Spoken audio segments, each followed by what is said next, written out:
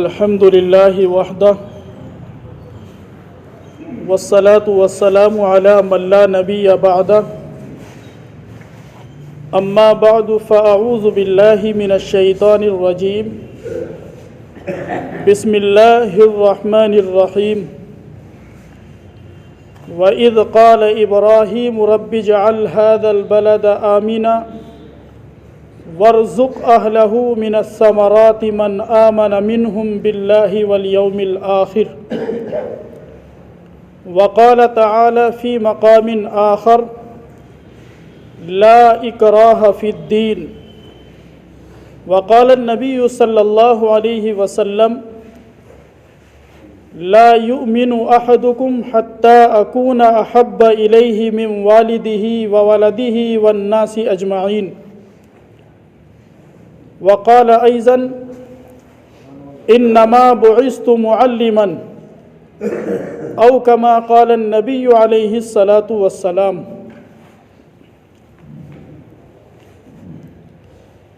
अल्लाह तबारक व तआला ने महज अपने फ़ज़ल व करम से हम तमाम को बल्कि पूरी इंसानियत को बेशुमार नियमतों से मालूमाल किया है। अल्लाह रब्बुल इज़्ज़त ने इतनी नियमतें अता फ़रमाई कि अगर अल्लाह रब्बुल इज़्ज़त किसी इंसान को क़यामत तक ज़िंदगी अता फ़रमा दे और सिर्फ़ इस काम पर लगा दे कि तू अल्लाह की नियमतों को गिनता रहे, शुमार करता रहे, तो क़यामत आ जाएगी, लेकिन अल्लाह तबारक व तआला की नियमतों को शुमार नहीं किया जा सकता। कुरान करीम के अंदर अल्लाह रब्बुल इज़्ज़त इरशाद फरमाते हैं व इन तउद्दू निअमतल्लाहि ला तुहसूहा,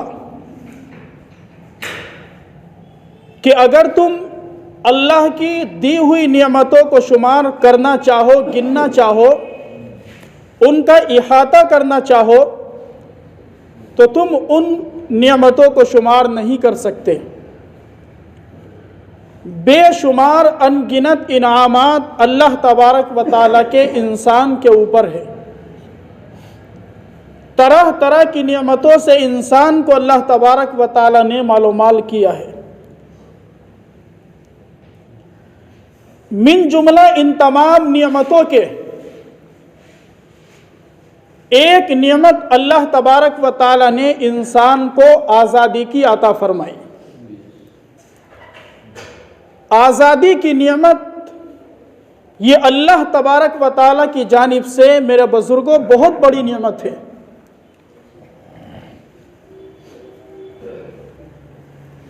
तारीख़ का जब मुताला किया जाता है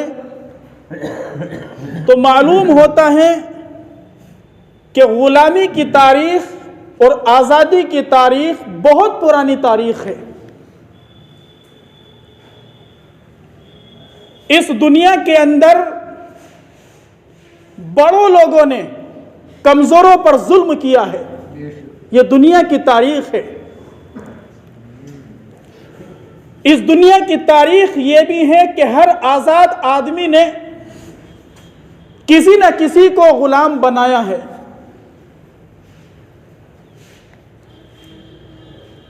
दुनिया की तारीख़ ये भी है कि यहाँ हर जालिम ने मजलूमों पर कहर ढाया है। तारीख़ का जब मुताला किया जाता है और कुरान और सुन्नत के औराक को जब गहरी नज़र से देखा और पढ़ा जाता है तो ये बात अच्छी तरह उजागर हो जाती है और नज़र के सामने आ जाती है कि इस रुए ज़मीन पर अच्छे लोगों को हर दौर के अंदर जुल्म और सितम का निशाना बनाया गया। तारीख भरी पड़ी है कि अल्लाह तबारक व तआला को मानने वाले, सही रास्ते पर चलने वाले, हक को पहचानने वाले हक और बातिल के दरमियान इम्तियाज करने वाले और अपने पालनहार के हुक्म के मुताबिक जिंदगी गुजारने वाले जितने भी लोग आए हैं और अब तक मौजूद हैं और क़यामत तक जितने भी आएंगे, इन पाकबाज हस्तियों को, इन पाकबाज लोगों को जुल्म और सितम का निशाना जरूर बनाया गया।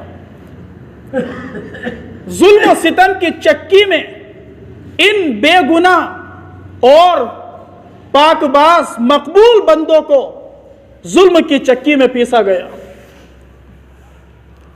तारीख के पन्नों के अंदर ये बातें लिखी हुई है, लेकिन बदकिस्मती हमारी ये है कि हम अपनी तारीख से नावाकिफ है, नाआशना है। बहरहाल अर्ज में यह कर रहा था कि गुलामी की तारीख और आज़ादी की तारीख ये बहुत पुरानी तारीख है, बहुत पुरानी तारीख है मेरे बुजुर्ग, बहुत पुरानी तारीख है।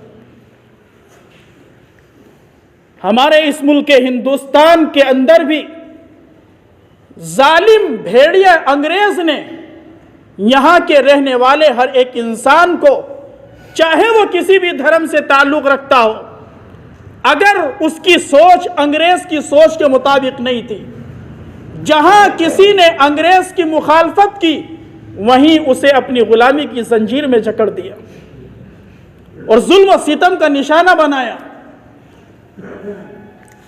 इस मुल्क हिंदुस्तान के अंदर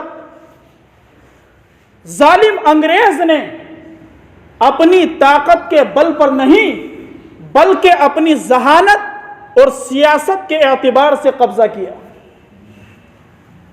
उसने अपनी जहानत का इस्तेमाल किया, अपनी सियासत का इस्तेमाल किया और क्या है, पूरे मुल्क हिंदुस्तान को, यहां के रहने वाले हर एक मुसलमान को क्या है, अपनी गुलामी की जंजीर में जकड़ दिया। और जिस जबान ने अंग्रेज की मुखालफत की उस जबान को काट दिया गया। जो सर अंग्रेज के खिलाफ खड़ा हुआ और उठा, उसके सर को कलम कर दिया गया। जिसने अंग्रेज के खिलाफ इशारा किया, उसकी उंगली को काट दिया गया। ऐसा जुल्म था, ऐसा जबर था और ऐसा तसल्लुत था इस अंग्रेज का हमारे इस मुल्क हिंदुस्तान की धरती पर। यहां के रहने वाले देशवासियों के ऊपर, बाशिंदों के ऊपर, हमारे मुल्क हिंदुस्तान के मुसलमानों ने और यहां के बड़े बड़े उलमा ने जब इस चीज को भांप लिया कि ये अंग्रेज, इसके इरादे अच्छे मालूम नहीं होते, ये हमारे मुल्क हिंदुस्तान को मिटाना चाहता है, हमारी आने वाली नस्ल कुरान से दूर हो जाएगी, मस्जिदों से दूर हो जाएगी, उनका नाम मुसलमानों वाला नहीं होगा, लिहाजा उन्होंने आज़ादी की तहरीक को शुरू किया। ये मुल्क आज़ाद नहीं था, गुलाम मुल्क था और गुलामी की जंजीर में जकड़ा हुआ था।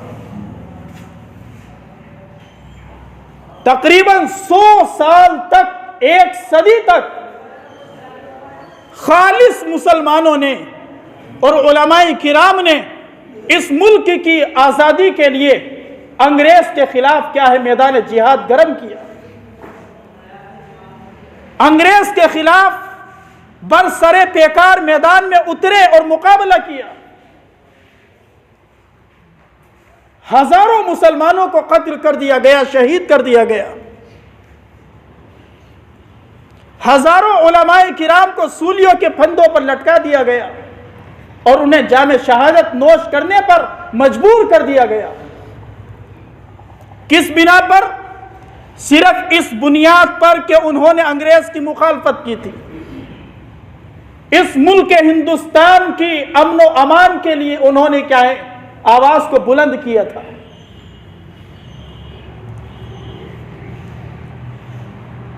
एक अंग्रेज मुअर्रिख अपनी किताब में लिखता है कि मैं दिल्ली के अंदर था, एक कैंप के अंदर दाखिल हुआ तो मुझे इंसान के जलने की बदबू महसूस हुई। मैंने जब कैंप का मुआयना किया और मैं वहां पर गया तो मैंने देखा कि 40 बड़े बड़े उलमाए किराम को बगैर कपड़ों के नंगे बदन आग के अंगारों पर लिटाया हुआ था और उनसे कहा जा रहा था कि अपने बयान को बदल दो, अंग्रेज की मुखालफत मत करो, तुम्हें आजादी दे दी जाएगी, तुम्हें छोड़ दिया जाएगा, तुम्हें जुल्म का निशाना नहीं बनाया जाएगा। लेकिन अंग्रेज मुअर्रिख अपनी किताब में लिखता है कि मुझे पैदा करने वाले रब की कसम उन 40 उलमाए किराम ने बबागे दोहल यही कहा कि ए अंग्रेज, हम अब भी कहते हैं कि तू जालिम था, जालिम है और जालिम ही रहेगा। वो अंग्रेज मुअर्रिख कहता है कि ये 40 उलमाए किराम जिन्हें आग के अंगारों पर लिटाकर शहीद कर दिया गया, 40 और उलमाए किराम को पकड़ कर लाया गया और इसी तरीके से उन्हें भी क्या है, शहीद कर दिया गया और आग के अंगारों पर लिटा दिया गया।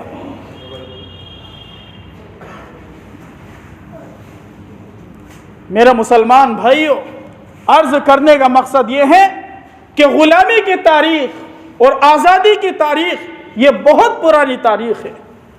अगर हमारे उलमाए किराम कुर्बानियां न देते और मुसलमान मैदान जिहाद में ना निकलते और अंग्रेज के खिलाफ खड़े ना होते तो आज ये हमारा मुल्क हिंदुस्तान आजाद ना हुआ होता।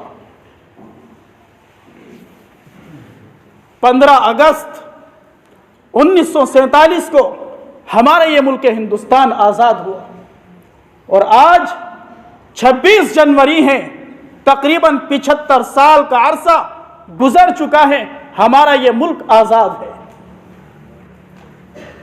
1947 में जब यह मुल्क आजाद हुआ तो अब फिक्र इस बात की लाहिक हुई कि इस मुल्क के अंदर कौन सा कानून नाफिज किया जाए,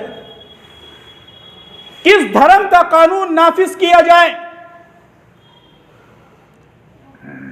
हिंदुस्तान के सदर जमहूरिया राजेंद्र प्रसाद के हुक्म से डॉक्टर अंबेडकर, भीमराव अंबेडकर, इनकी सदारत में एक कमेटी तश्कील दी गई और उनसे कहा गया कि एक मुल्क, एक आईन और एक कानून, एक लॉ ऐसा तैयार किया जाए कि इस मुल्क के अंदर सभी को क्या है, जीने का हक दिया जाए और सभी लोगों को अपने अपने मजहब पर अमल करने की क्या है, इजाजत होनी चाहिए। चुनाचे एक ऐसा संविधान, एक ऐसा कानून, एक ऐसा दस्तूर और एक ऐसा आईन मुरत्तब किया गया जिसे जमहूरियत कहा जाता है। जमहूरियत का मतलब ही यही है कि यहां के रहने वाले हर एक इंसान को, चाहे वो मुसलमान हो या हिंदू हो या सिख हो या ईसाई हो, किसी भी धर्म से ताल्लुक रखने वाला हो, हर एक इंसान को अपने मजहब पर अमल करने की उसे फुल आजादी है। जमहूरियत का मतलब यह है।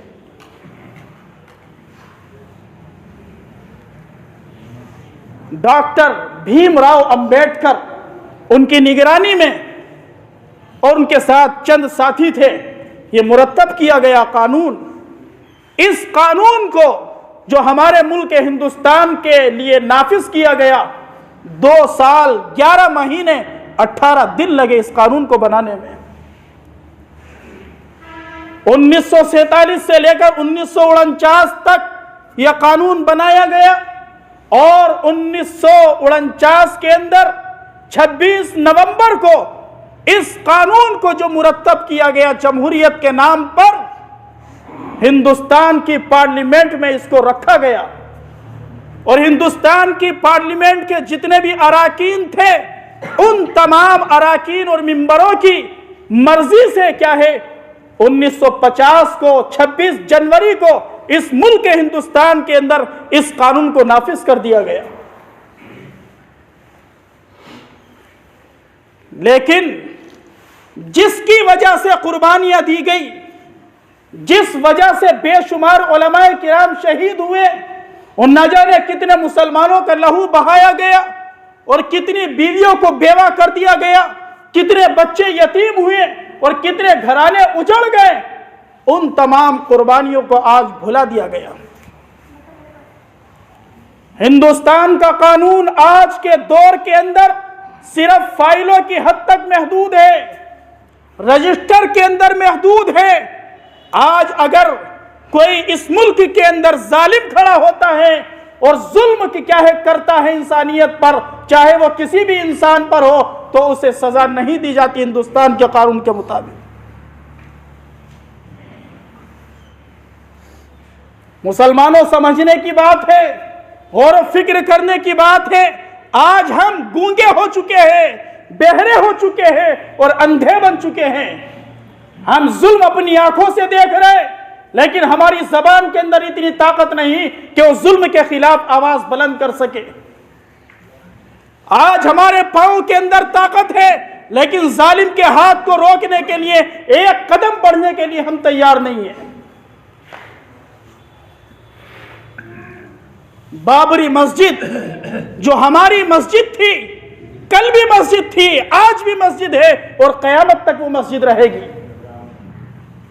यह कुरान करीम का फैसला है, यह अल्लाह तबारक व तआला का फैसला है कि मुसलमान जिस जगह पर मस्जिद बना देते हैं और मस्जिद की बुनियाद रख दी जाती है, वो कयामत तक मस्जिद ही रहती है।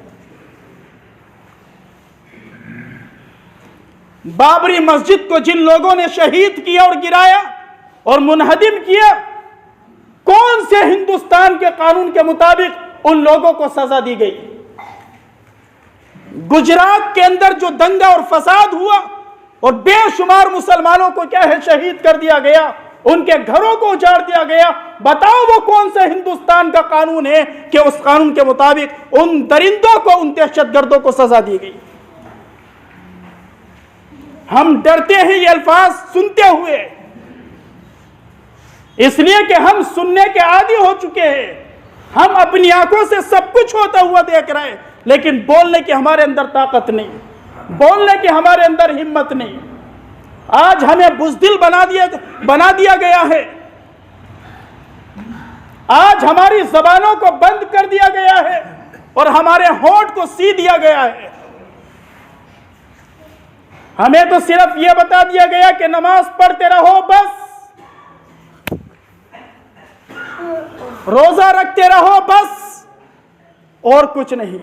अगर इससे आगे कदम बढ़ाया तो फिर तुम्हारा अंजाम भी उन्हीं की तरह होगा जो पहले हुआ।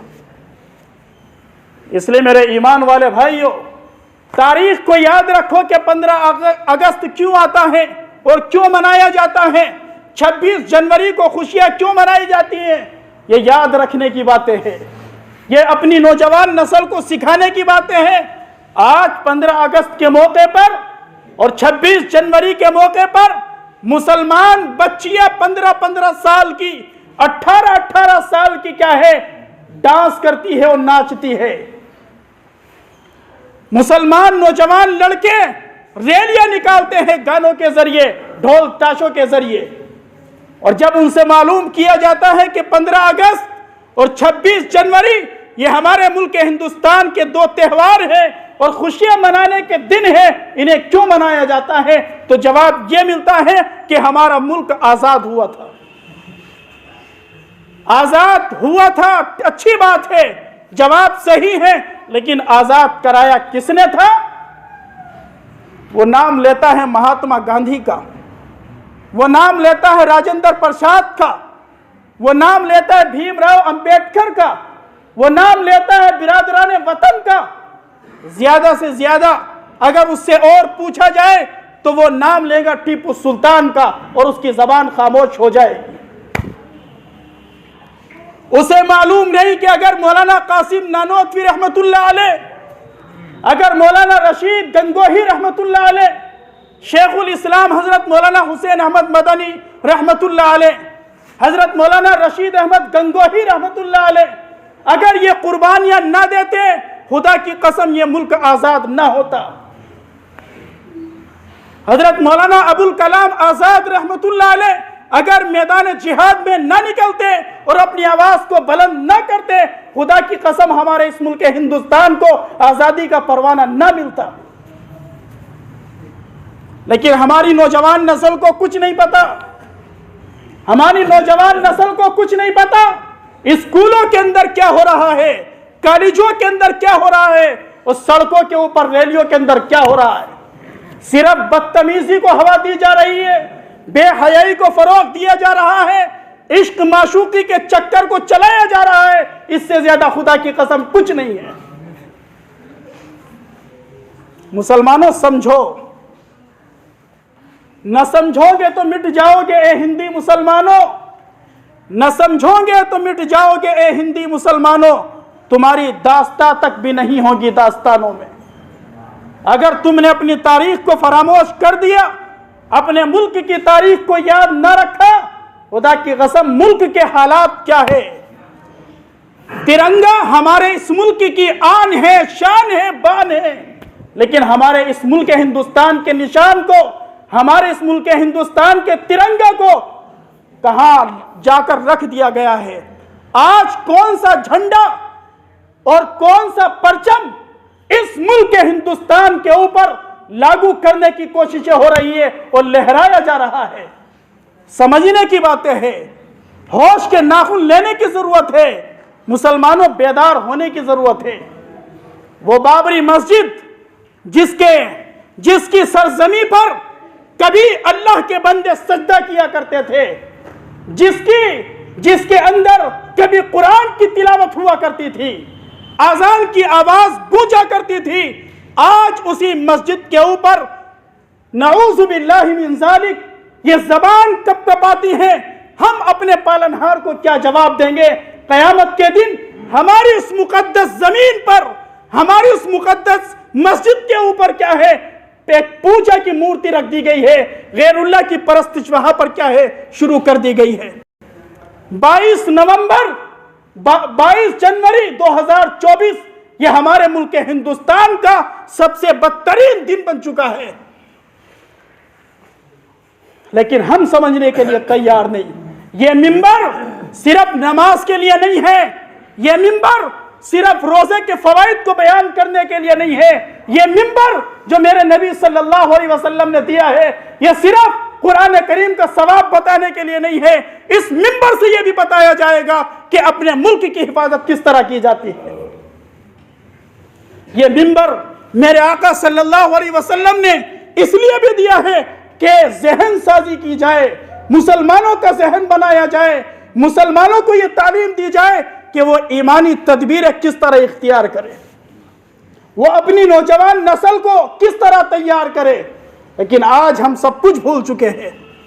अल्लाह से दुआ कीजिए परवरदिगार आलम हमारे इस मुल्क हिंदुस्तान की हिफाजत फरमाए, जालिम हुक्मरानों से अल्लाह तबारक व तआला हमारे इस मुल्क की हिफाजत फरमाए। हमारे उलमा ने, हमारे बुजुर्गों ने, हमारे जितने भी मुसलमानों ने इस मुल्क की आज़ादी के लिए जितनी भी कुर्बानियाँ दी हैं, अल्लाह तबारक व तआला उनकी कुर्बानियों को कबूल फरमाए। उन्हीं के नक्शे कदम पर हमारी नौजवान नस्ल को और आने वाली तमाम नस्लों को उन्हीं के नक्शे कदम पर चलने की तौफीक नसीब फरमाए। आमीन। वाखिर दावाना अल्हम्दुलिल्लाहि रब्बिल आलमीन।